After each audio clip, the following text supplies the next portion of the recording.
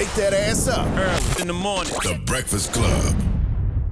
Morning, everybody. It's DJ Envy, Jess Hilarious, Charlamagne the Guy. We are the Breakfast Club. Lauren LaRosa filling in for Jess. We got a special guest in the building. Yes, indeed. We have Reverend Al Sharpton. Welcome back, Rev. Thank you. Glad to be here. How you feeling? I'm good. I'm real good. You got your workout in this morning? You know, every morning, 7 days a week, I got to get up and do it. When the last time you missed one? About maybe 7 years ago. Really? I don't care where I am in the world. You and I was in South Africa together, and I got up every day and did my workout. Absolutely. Now, the last time I seen you, Reverend Al, we were coming back from D.C. We were on a plane together. This is right after Kamala Harris lost. Very sad, very upsetting. What do you think about the new presidency and what he's doing and all the things that that is affecting our communities? What's your thoughts on it? I mean, I think that, first of all, the only surprise I have is that everybody's surprised. He said he was going to do everything he's doing, tariffs, that he was coming after DEI, diversity, equity, and inclusion. He said that he was going to go after his enemies or those that he felt were opposed to him. So I don't know what the shock is. And I don't understand where all of the people that were saying that they didn't see the difference between Trump and the Democrats, how they have gotten laryngitis now and have not come back out and said, because none of what he's doing, what the Democrats doing. Now, nobody's been more challenging to the Democrats than I have all my life, but you can't act like that was the same thing. He has done a direct affront on black people and working people, and no apologies. I mean, when you take down black servicemen's pictures on the Department of Defense's website, including Jackie Robinson and Medgar Evers, you can't be more intentionally offensive than that. So I think that the bad side is what he's doing. The good side is I think it's going to wake a lot of us up. Sometimes we need something to happen for us to understand what is really happening.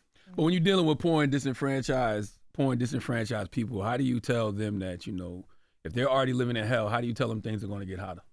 Because they get hotter. I mean, but you're already in hell. Well, you in hell, but the heat is up in hell, and the fact is, we in hell economically. Trump is now saying, I'm going to make it worse. I'm going to use Social Security money, Medicare money. You had that in hell. I'm going to use that to balance the budget and pay for my billionaires to get a tax cut. So when we tell ourselves it can't get worse, it can get worse.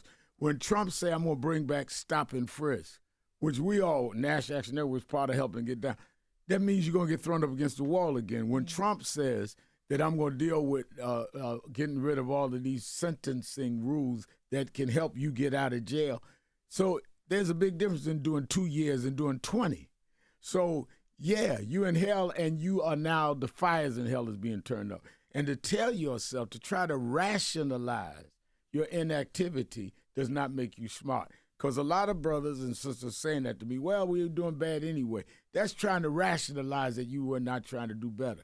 To say that a man with 34 felony convictions, found guilty of sexual harassment, is better than a woman who did everything right, lawyer, attorney general, senator, went to Howard.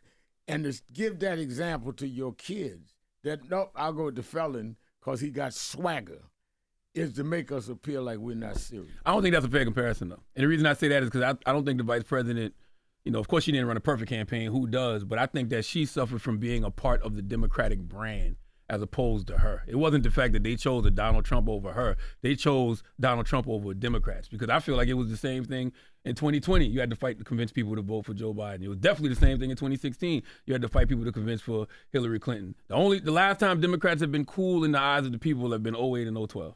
Well, then why did Biden win? The reason I don't accept that, Biden won.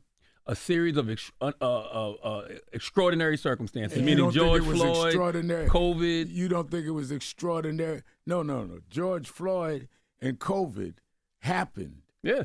And so did 34 felony. We saw that this is the only time we see in American history a man stand up in court having to defend himself and attacking black prosecutors. He went after Alvin Bragg. He went after Tish James. And the fact is that Donald Trump was the president when George Floyd happened. I did George Floyd's funerals, led the big marches. Mm-hmm. We could not get a peep out of the White House. So that don't wash with me.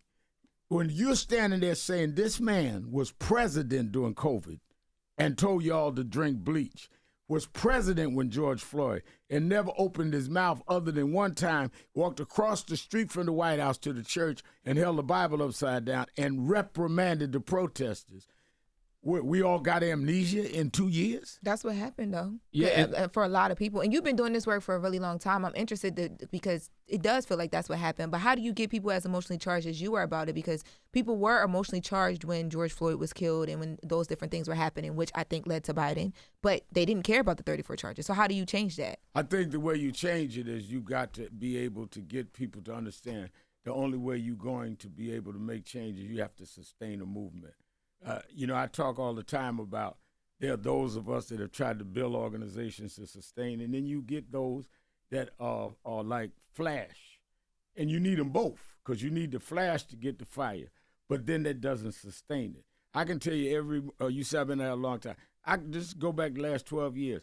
We saw groups after Trayvon, then they die out. And we saw groups after Michael Brown and Ferguson die out.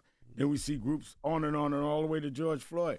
That's why you need groups that's going to sustain itself, whether it be on outside of civil rights or whether it be the nation, that's going to be there when the smoke clear. Because the right wing has that. Don't forget, they went from Tea Party to birtherism to Donald Trump.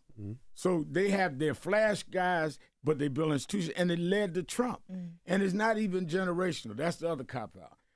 I was talking to a guy the other night. We're getting ready for our National Action Network convention. And he was coming and he said, I used to not understand y'all, but I'm next generation and I want to do this, that, and the other, but I'm going to work with y'all. I said, let me ask you, how old are you?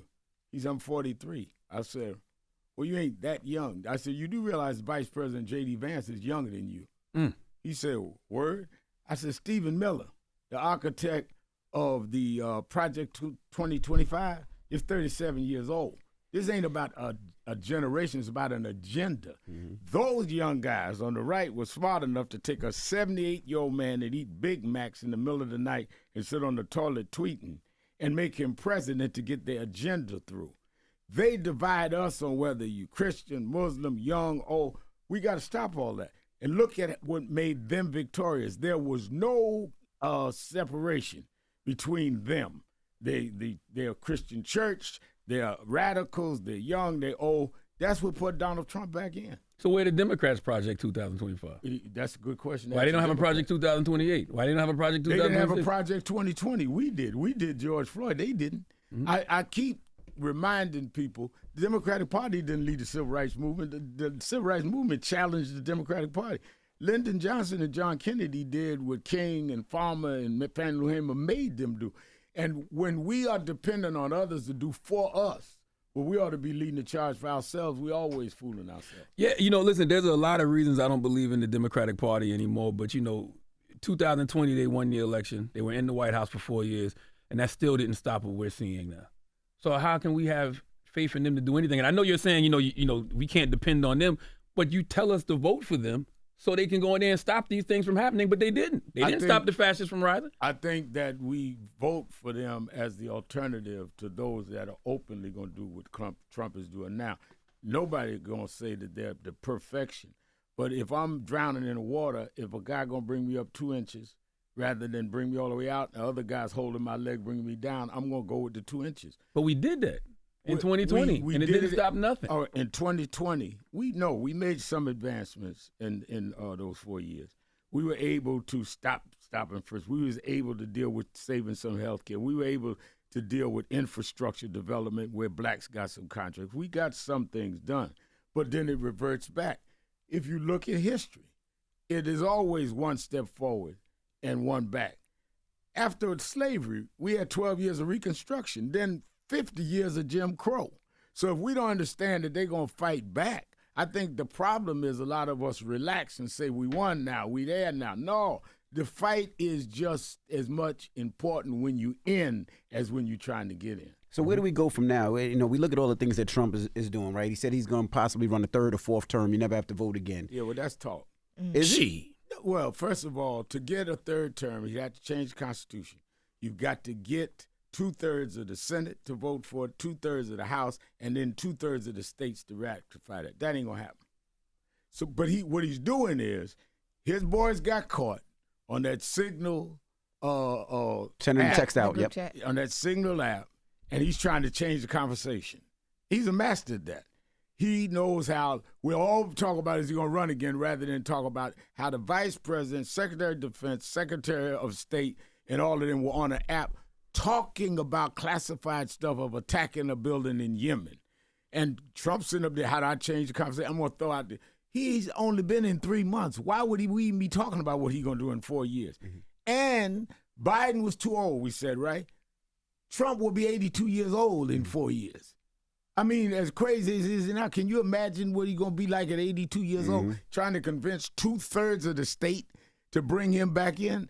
It's all in his mind. It's a decoy to try to get away from the issues right now because they can't rationally. This is the first time you see in red states they have an election in Wisconsin, 2 in Florida, where they are fighting to win those elections. Because even whites are now going to their town hall meetings saying, wait a minute, you messing with my Social Security. Wait a minute, you messing with my Medicare. Republican congressmen can't hold town hall meetings. So he's got to try to change the conversation, make it something else. And he's good at that. There's no doubt in my mind that Republicans are going to fumble the ball. You already see it happening now, right? You know, based off what you just said about what's happening at the town halls. You know, on a larger level, you see what's going on at the stock market, all of that type of stuff. But even when they fumble, I don't think Democrats have the team to recover the ball. Now, there you and I agree. I think the problem is that you got the wrong team players. You cannot play a game if you're not going to play the game. And if they're afraid of Trump's going to tweet, Trump's going to do this. Don't get in the ring if you're afraid to get hit. I agree. You got to throw a blow and expect the blow to come back. And that's what I've dealt with all my. I assume they're going to come and throw blows at me because I'm throwing blows at them. People say to me all the time, Red Mal, how do you take it? Because I expect it. I mean, do I think I'm going to swing at them and call them bigots and talk about what they're doing to us and they're not going to swing back? I think a lot of us act like the folks that we're talking about are wicked ain't really wicked. They are really wicked. And they're going to try to do wicked stuff. So what do we do? Do we? I feel like you should primary everybody in the Democratic Party who's not willing to fight. And the leadership, like the Chuck Schumers, the Hakeem Jeffries, if y'all not willing to fight, we should be calling for them to step down too. Yeah, but the only way you can run in the primary is you got to be in the party. If you're not registered in the party, you can't primary. So I think that I agree with primary. And I agree that a lot of these people need to be challenged. But you've got to build up a base to challenge them. And that's why I talked about the temporary folks. You need them for flash, but you need your people that are going to be there in and out so they can build some permanent structures. Do you think it's crazy that, you look at Trump, right? Like him, love him, hate him, whatever. The fact that he gets in office and he actually shows the power that we thought other presidents should have had, especially Democrats. Like, I mean, the first day he gets on stage, he gets a pen and he's signing executive orders left and right. I mean, his guys that has 20 years and just in prison, 10 years in prison, pardons them immediately. And then you look at some of our Democratic presidents and you be like, man, they could have helped so many people for good and just never did, just was cowardly and didn't. So how does that give the people confidence? It doesn't. And that's why guys like me that would come to the Democrats and ask them to pardon people and didn't can be disappointed and say, I went to Biden and asked for certain pardons that we couldn't get. He pardoned his son? But I couldn't get him to pardon Jesse Jackson's son and who should have been pardoned and others. We went there. So how does that make you feel? It makes me feel like I'm not getting everything I want, but I'm certainly not going to go on the other side. So we need to then put the right kind of leadership there. You don't if you're on a team, if the quarterback or the tacklers can't work, you get better team players. You don't join the other team. So that's what I'm saying. There's a difference in the frustration some of us are showing and some of you express, and in those that went and joined the other team. They went and supported Trump like that was an alternative. The alternative to having a head cold is not suicide. So how do you look at Mayor Eric Adams? I was about to say you decided whether you're backing away from Eric Adams. How do you look at Mayor Eric Adams? Yeah. How do I do what? Look at Mayor Eric Adams. Look, Eric and I go way back. When I started National Action Network, he was one of the founders. Where he is now, I think that he has made some positions that I disagree with, and I've told him that. Whether he made a deal with Trump or not, I don't know. But I know that there's some things in policing and all we disagree with, some things that we agree with. But I think that he's in a peculiar political position. I don't know how he can get reelected. So you don't think that? I'm sorry. Go ahead. I was going to say, so because before the conversation is that you are having a conversation about whether you're going to back him as mayor or not again. So you have made a decision not to? I don't know that he's running yet. Has he said he's running? He hasn't said. He has to Thursday to say if he's running again. But if he does say right now, do you know what you would do? Call me Thursday night. I'll really call you. I'll really call you for that. Because I think for me, I'm looking at it because I definitely will. I'm looking at it because you've been so vocal about him, and now you're vocally like, I don't know what I'm going to do. What do you want him to do? Like, what do you expect him to do? I want him to continue to fight for the things that I supported him on, like the right kind of policing in our community, like being fair to people that are getting cut out of jobs in the city of New York, like standing up to Trump on a lot of this stuff that he is agreeing with Trump on. I do not agree that we should put Haitians and people of color in a category that they can be picked up by ICE just because of what they look like. That is racial profiling. I want him to do those things. As a civil rights leader, do you feel like you should work with this administration on anything? With the President Trump administration? Yeah, this administration. I don't think that I have that option. Trump has made it clear he's not going to work with civil rights leaders. Mm-hmm. He tweets at least once a month against me by name because I fought him when he was here. Mm-hmm. Central Park 5, we fought him when everybody thought they were guilty. Them boys went to jail. Mm-hmm. And 2 of them at my rallies every week now because we supported him. So I don't think that there are areas that he and I could ever work together. But even though he tried to play Democrat, he used to come to National Action Network Convention. Twice he came. But there are some that can work with him, I guess. Mm-hmm. They need to do that. But they need to show us the result of the work. You remember, both of you, mm-hmm. You remember when I had access to Obama. Right. I could come out and say, well, I got Obama to do this on that. I've not seen any black come out and say, I got Trump to do anything. Mm. In fact, the last black I saw come out of there was Omarosa, who said he's a racist. Mm. We don't even have an Omarosa in the White House now. Mm-hmm. Do you feel like there's enough resistance on the street? No, yeah. I do not. Yeah. I think that the resistance on the street, when you see one of the things we're talking about is doing a boycott against a single company, and not talking about we're going to do it 10 days, 30 days. You boycott. I grew up in Operation Breadbasket. You boycott till you break them, or you make them do what you want to do. You don't put a timeline because they'll just wait on you then. It's, we got 40 days. You need to break things down economically. None of these companies that we're studying coming out with NAN can survive a long boycott because you find out who has a margin of profit, 4 or 5%, and their consumer dollars, 30% come from the black community, which means all you got to do is stop 7, 8 out of those 30 to not buy the product longer than they can operate in the red. That's how you do a boycott. That's what we're getting ready to do. So you don't want DEI, diversity, equity, and inclusion? Fine. Then you shouldn't have a diversified consumer base. You can't have diversity in your selling, in your sales, but you don't want diversity in the C-suite, then why are we buying from you? I can buy my stuff from somebody else, and that's what we're coming out this week on the companies that we're going after. And we're going to stay on them until we get them to turn around on this DEI thing. You know, which companies? I was going to ask you.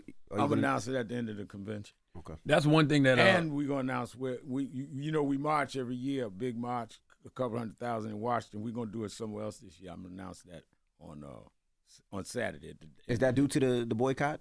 It's going to be connected to economics. It's just an economic battle. We do not have the Senate. We do not have the House.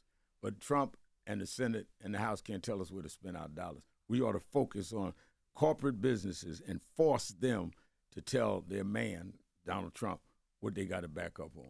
That's the mistake that was made after George Floyd when all those corporations proposed all that money that we never saw. Mm-hmm. I remember Reverend Jesse Jackson pressuring corporations back in the day. That's right. To keep their promises. Well, I was his youth director. That's right. That's why I know. Mm-hmm. I've been there. I'm not experimenting. I was there. I became youth director of Operation Breadbasket, which you told me, when I was 13. So I grew up in this. And you don't have a timeline on boycotts. And you don't stop the pressure until, first of all, you have these are the 6 things we want: contracts, money in black banks. That's what we were doing. Advertising on black media. You don't even have black media no more. We would categorize it now. We don't do that anymore. And that's why we got to bring that back, because that worked. What do you mean by we don't have black media anymore? We don't have enough black-owned media. Oh, got you. Okay. We had more black-owned media in 20 years ago than we have now. Got you. How did you feel? You know, I seen the press go at you and go at a lot of the people that Kamala Harris's campaign gave money to during the campaign. So what was your thoughts on that? I expected that. I thought they was late. Kamala Harris gave some civil rights groups money to help get the vote out, nonpartisan.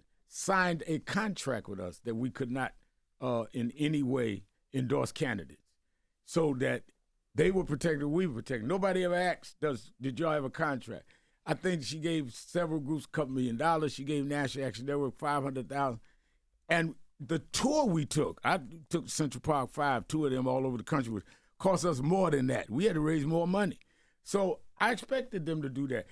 And my thing is, fine, we can bring the contract. Let's go to court, because then I'm going to ask you about all the monies the Republicans was giving some of these Christian conservative churches and these groups. They're going to take a shot. They are not going to mess with you unless you messing with them. Isn't it interesting? You got some of the people that you referred to that got some of that money during the George Floyd. They ain't talking about them. They ain't prosecuting them. They're going after other people. I'm talking about people that did crazy stuff with that money. None of them, have you heard, got a problem. But they still beating up on us. I had a question for you. You That mentioned is true. Man, No, go there's ahead. people that got hundreds of millions of dollars and nobody say nothing. Not a dime. Hey, But I get $500,000 on a $700,000 tour, and all of a sudden. But you know what that's about, though. It's because you're like a figure, a face that people want to move and target. And I accept that. That's why I don't get mad. I don't be crying. I expect. In fact, I get a little upset if they don't hit me at least once every couple of weeks. Must mean I ain't got my fastball. Then Charlamagne the God be saying I done got old, so I gotta stay. You gotta stay ready, so you don't gotta get ready. Stay in the middle of the heat. I had a question. You mentioned like having black people standing next to Trump. We don't have anybody right now doing that. Yeah. You talk about Omarosa. People compare Candace Owens to Omarosa, and we're saying that she was trying to position herself that way. I know she's not the biggest fan of you, but like, do you think something like that would have been a help or a hurt for us if she was able to position herself the way she was trying to? Who? Candace Owens. And you put a Candace Owens and that category. She's not been in the White House. No, she hasn't. She Omarosa was in the White House. People felt like she was trying to position herself that way to get there. I have no idea. If she walked in right now, I wouldn't know. So I don't know that she was. I know that's right. I love what y'all do with Operation Breadbasket. I have done with Operation Breadbasket. That's something that I think that this generation needs to study a lot more. When you look at, I remember with Breadbasket, we would go at McDonald's or Burger King or whatever and say you got to have black franchises.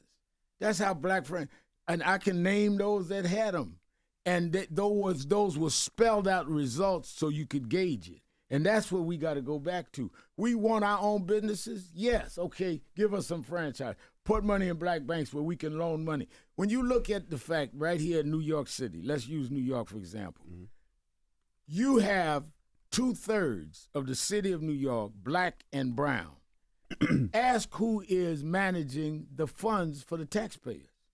I met with, had all the mayoral candidates come to our convention, and that's one of the things I raised with Eric going, but to your thing, how do you have all of this money and none of the blacks in financial services, whether they in asset management or whatever, are handling a large sum of the money? It's our taxpayers. So let me tell you what happens. I meet with a union. A union says that 70% of my union members are black and Latino. I said, who invests their pension funds? Oh, the pension board takes care of that. Let me meet with the pension board. Pension board's all white. They lend money to developers. Those developers take that money and gentrify our community. So grandma's pension funds is the ones that are financing her own removal. We need to start thinking economic again. And I want to ask you too. I know that y'all have driven a lot more traffic to Costco because Costco is somebody who stood by their DEI initiatives. What is Costco doing for the movement? We want. They don't. I don't want them to do nothing for me personally. They've never donated to nothing, but I want them to open up some Costco stores where we can own some of those stores. We can franchise some of those stores we wanted to see. We went and said we're going to do a boycott to go in there and buy because they stood up for us. But now do business with us. I don't want, again, for us to always be the receivers of what is considered charity. Give us parity. And you got the National Action Network. It's coming up this week, right? Starts Wednesday. I know you're honoring Miss Patty LaBelle. Miss Patty LaBelle's Yeah. been honored. We're going to have everybody from the governor of Maryland, Wes Moore, who's the only black governor, to the chair of the Democratic Party. We're going to ask some hard questions. We're going to have Ben Crump is coming with a lot of the cases that we have fought. Everybody's going to be there. Dr. Michael Eric Dyson. And it's 4 days a week. Our convention will always have thousands because it's free. And we even had Charlamagne the God there once. That's right. Absolutely. I'm going to be there Wednesday. I'm going to be with Miss Patty LaBelle. You're going to be there because of her. He's No. Wow. Oh, you don't know about that. He loved No. Yeah, Let me be real clear. He's not coming out of respect to me. That is not He's true. coming to crazy. sit with Patty LaBelle. Yeah. Patty LaBelle made it clear, Charlamagne the God is sitting with me. I'm not sitting with you, Reverend. I said, okay. Period. But they told me what it was. I'm like, oh, absolutely, I'll be there. Yeah, no, he's been there for our youth day and all that. He's done that.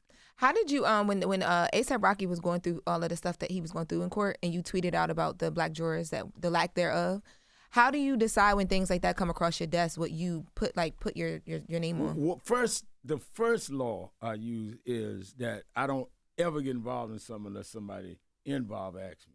When he was in jail, his mother came to me, and that's why I stood up for him. Then Trump helped get him back. I give Trump credit for that. Oh, when he was over in First time Sweden. When he was first time. over there. So I knew him. So when he's on trial this time, and somebody in his legal team called me and said that, there's an all-white pool that they're choosing from. I said, that's wrong. He said, would you come out here? I said, I don't have to come out. I can tweet. And I tweeted. I wouldn't have done that without the legal team because I wouldn't have known what their legal strategy was. Right. Anytime you see me out there, it's because some of the family members of the legal team have called us. I don't chase ambulance. People say, oh, they ambulance chasers. No, we ain't ambulance chasers. We respond to the calls. So you don't dive into cases to make sure that people are doing right by those individuals. Like you wasn't diving into A$AP, you wasn't diving into Diddy unless somebody actually calls you. Somebody actually called, and then we research it. For example, when George Floyd happened, we were in the middle of a pandemic. Ben Crump, who's going to be leading out criminal justice forum at the convention, he called me. Vermal, did you hear about this guy in Minneapolis? I said, I saw something on the news because everybody's locked in watching this. That's right. He said, the family like to speak to you. I said, okay. They connected me. Would you go to Minneapolis? Would you lead some marches? Would you do the funerals? I said, have we seen the whole tape? Yeah. And it's exactly what we saw. Yeah. I said, all right, I'm down. No problem. I called Eric Garner's mother because George Floyd reminded me of Eric Garner, the whole chokehold. Of course. And I asked her, I said, would you go with me to Minneapolis? I'm going to do the funeral, we're going to do a march, and we're going to build up to go to Washington. She said, I'm down. And I said, we got one problem. It's a pandemic. We could not get a flight because a lot of the flights was down. I called Robert Smith, the billionaire, and said, can I use your plane? He said, let me see if my pilots are working the pandemic. That's how we got to Minneapolis. Wow. And then when we got ready for the last funeral in Houston, we had to fly a lot of the family in, so I was too shy to call Robert again. I called Tyler Perry. Tyler Perry sent his plane to bring the family in. Wow. But all that was based on a phone call. And right now, from Trayvon Martin all the way to now, from Howard Beach 30-something years ago, all those families are at our convention. We just had Yusuf Hawkins' mother at our Saturday rally. Because I stay with the families. I call them on holidays. Their kids grew up with my kids. If they get in a jam, I try to help them out because I know it'll be in the newspaper. We become family. Does it ever get heavy on you, or what do you do to kind of decompress? Because it's a lot of death and trauma, and you always you're giving a speaking at the eulogies, or you're delivering the eulogies. It bothers me a lot that I try not to think about. I have spoke at every victim's funeral you can think of. And a lot of them we had to help pay for because you got to remember, nobody's family plans on a tragedy. Right. And we never even asked for the money back. Some of them settled for millions of dollars. Say, you don't owe me nothing. That's what we do. Wow. So, from back in the day, Sean Bell all the way to now, I've done the funeral. and artists. I was thinking, I just did Roberta Flack's eulogy 2 weeks ago. I did James Brown's. I did Michael Jackson's. I spoke at Aretha Franklin's. I did Etta James. I mean, you could do a book on a celebrity. That would make me crazy if I just sat around at night thinking about it.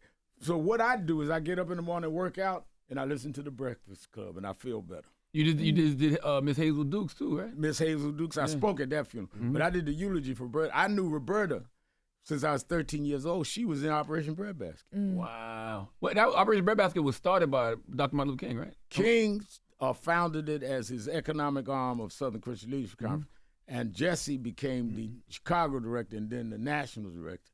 And when he became national director, I was 13 years old. I became the youth director in New York. So he and Reverend William Jones mentored me. I like to study movements that were successful, and those movements were successful on so many different levels. What should this generation be learning from that civil rights movement in the 60s, and what wasn't done in that movement that should be done now? What they should learn is if the objective, you should judge people by the objective. You cannot in any way gauge people by your objective. Gauge them by theirs. And the objective was they wanted to break down apartheid, segregation, and change the laws on voting. They did that. 64 Voting Rights Act, 65 Voting Rights Act, 64 Civil Rights Act. They did that. So what King and them were after, they did that. Then they wanted to build economic bases, Jesse, and they did that. They were able to break in the first blacks to get on boards and the first blacks that would own a lot of franchises and Reggie Lewis and all of them. They did that. What we did not do is institutionalize those things. So from generation to generation, that continued. And then we built our own businesses. We could say what we want. I've been in a different school of thought than the Nation of Islam, but Elijah Muhammad built businesses. That's right. Any community you went in, that's not there no more. So what we've got to now perfect is how do you pass it on in your lane? And people come to me, I'd like to be the next guy in national action, but you got to be about what we're about. If something happened to the Pope, you don't get a Baptist to be the new Pope. You get a Catholic. So if you're not in what we believe in, you cannot be in that. But if you're in that, we need to continue that. And that's what we've not done.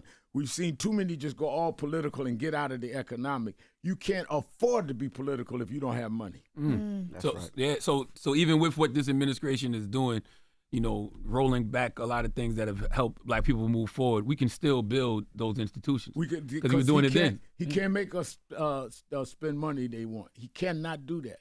And if you put the right pressure on them corporations, they can make him turn around. Why is he talking about tariffs and all that now? It's all economic. He is a businessman. Donald Trump has never held office in life. He went in there from business. And that's why I say we've got to have an economic strategy. That's right. And join them this Wednesday at nationalactionnetwork.net. Sign up, register. So many people are speaking. I'm looking at right now. Attorney Benjamin Crump, Stacey Adams, Michael Eric Dyson. Of course, Patti LaBelle is going to be honored. Charlamagne's going to be at her table. Congressman Al Green will be joining us. Dr. Jamal Bryant. Who else? So you having a conversation with DA Alvin Bragg. Yeah, we'll have DA Alvin Bragg there. We're going to talk about a lot of the criminal justice stuff from the inside. And then Ben Crump is going to talk about it externally. It's all free. All they have to go to nationalactionnetwork.net and they can register online. We already have several thousand, but we can handle it. But it's all free if they go in and register now. And that's the Sheridan New York Times Square. So definitely go register. And you got to come up here more often, Reverend Al. All you got to do is invite me. All right. Say no more. I had to count Charlamagne the God. Man, stop. Up here this time. Well, I spoke to you on the plane. I said, come on up. Patti LaBelle had to get him to come to think, and he felt bad. He knew he was going to see me Wednesday night. Oh, that's what he said. I better put him on the show. Can you call in? Not to cut you off. I'm sorry, but Friday morning, once you make your decision Thursday night, can you call in? All right. Yes, okay, please. because we need to talk about that. I'll call in. Okay. I'll call in. But I noticed you covered for me. I was getting ready to tell the whole Charlamagne story. You but can tell it because I don't like him like that. I'll do So go ahead. Friday morning. Go ahead. Oh, you don't? Okay. Oh no, Man, you good. yeah. Something about you. Yeah. See what I'm saying? Right there. It's Reverend Al Sharpton. It's the Breakfast Club. Good morning. Wake that ass up. Early in the morning. The Breakfast Club.